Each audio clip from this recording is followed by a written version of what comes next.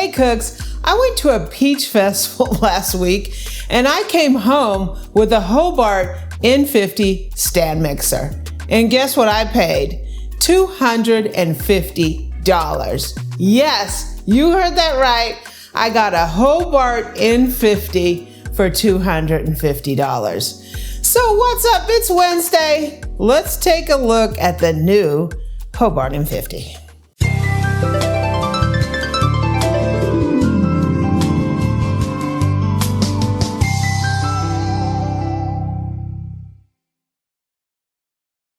So when I say this is a new Hobart N50, what I really mean is new to me, right?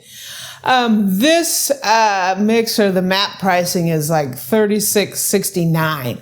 So it is a $3,600 mixer. And I've always wanted these.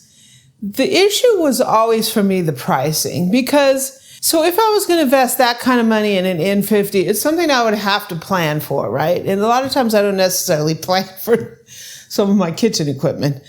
And when I got the Hobart HL6, it sort of satisfied that Hobart desire for me, and I got it for a really inexpensive price. And so that did it for me for a long time, and it still does. I love my HL6. It's one of my favorite mixers. But I still always had this rumbling down here that I wanted an N50. But I knew I wasn't really going to get, the chances that I was going to get one is not high unless I ran across one, right, at a bargain price. I got an Ank for $50 years ago. So this particular N50, it's unique because it's white. Most of them are the silver gray color. They do make them in black. They make them in red, I believe.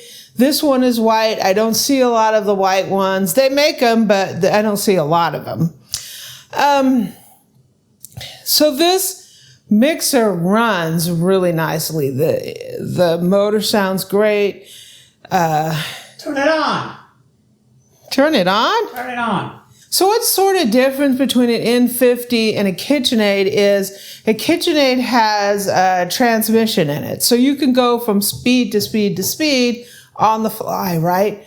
This mixer doesn't. So you have to shut it off between speeds. So you put it on speed 1, shut it off, put it on speed 2, shut it off, right? Yeah. So just so you guys can hear how this mixer sounds, latches here on the side. So here's speed 1.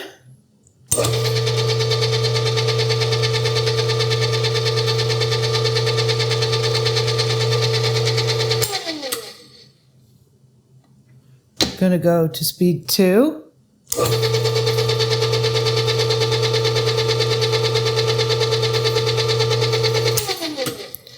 We're going to go to speed 3.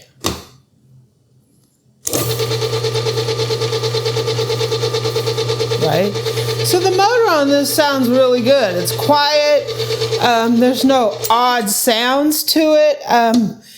It does need a good cleaning. It needs a really good cleaning. I'm going to be doing that. I haven't gotten to that yet. I haven't been able to play around with this mixer yet.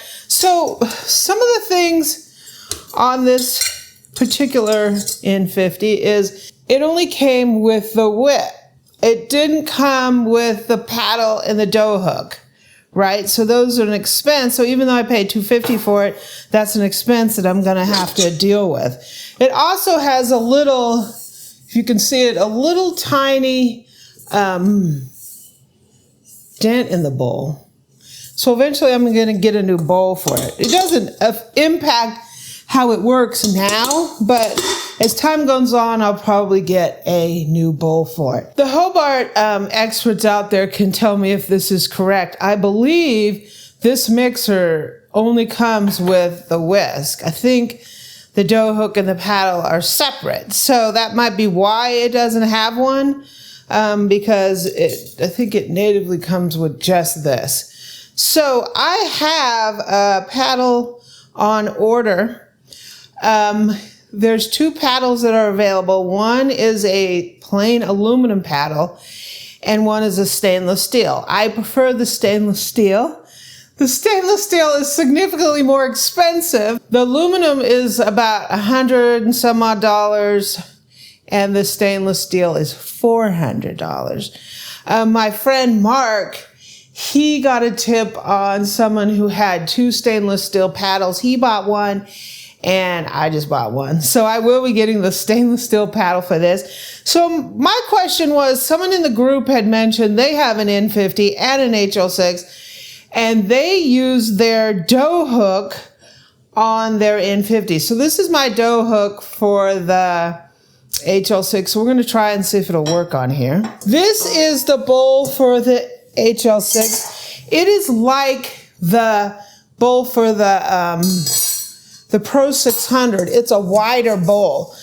The bowl for the N50 is a narrow bowl similar to the Pro 500, my original Pro 500. So this bowl is a lot different. And I kind of lined up the paddle in here, and the paddle won't fit by any stretch of the imagination, but we're going to see if the dough hook will. Okay, so we're going to try out the HL6 dough hook. First off, though, this is a paddle for the HL6. It is stainless. It came with the stainless paddle. But if you see on this, there's no way this is going to fit.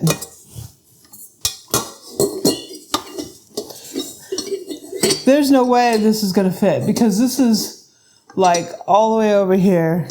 It's too tall. Yeah, that ain't going to work. But we do have the dough hook, and word has it, wear it on the streets. You can see the little dents in the bowl. Word on the street is this fits on here, and it works. So let's see if it does, and I don't have to buy a dough hook.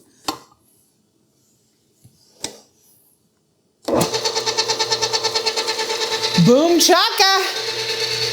The HL6 dough hook works on the M50.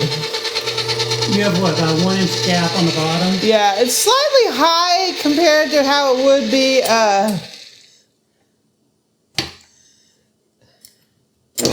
The right one would be, but I think I'm going to use this for a little while.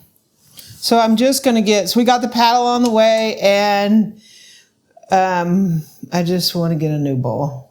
So cooks, we officially have a Hobart N50 in the Amy Learns to Cook kitchen. This is like the holy grail of stand mixers. One thing that's interesting about this mixer is it doesn't have a lot of watts compared. It's like a 1.6 horsepower. And you might say, oh, that's not a super huge amount of watts compared to like the commercial 8. But the thing is, this is geared totally differently. It's a different mixer. So you can't really necessarily compare watts and watts between mixers because you really don't know how they operate. So this right here, in terms of countertop mixers, is pretty much as good as it gets, right? So we're going to be trying this out as soon as the paddle arrives.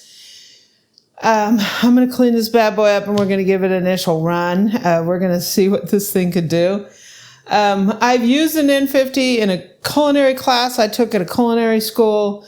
So I'm anxious to see how we can really put this to the test. So, cooks, it's Wednesday, and we have a Hobart N50 stand mixer in the Amy Learns to Cook kitchen. Have a great day.